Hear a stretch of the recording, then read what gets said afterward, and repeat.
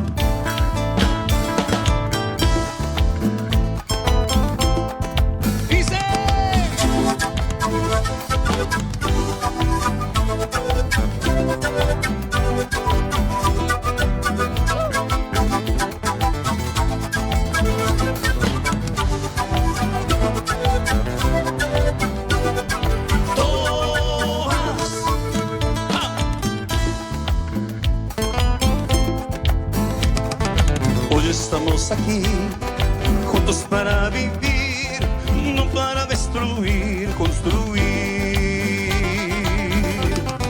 El lago de Junín, ranas no tiene ya, y el zambullidor morena.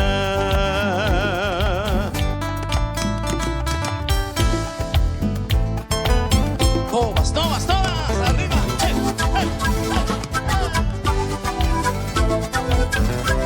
Saltando, saltando, saltando. ¡Ay, ay! ¡Oh, va!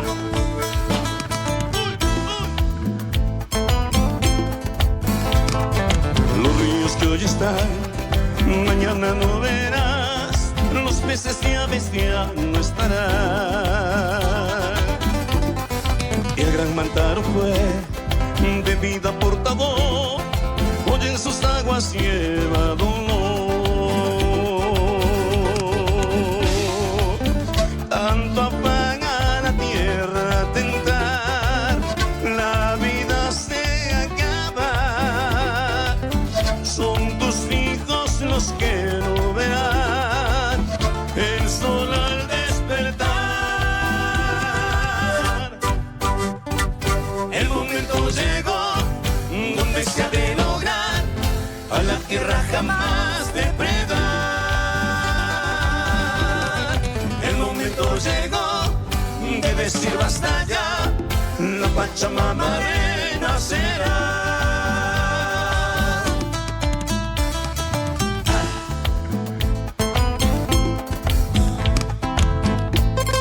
Kunam punchao Pangrunakula hatarisu Pachamamanchi kwanyukusa Kausara chimusu Wawantikunanaiku Apukuna pasiana pawanjaku.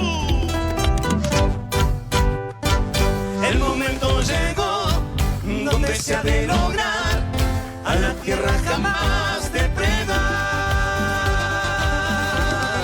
El momento llegó de decir basta ya, la Pachamama renacerá.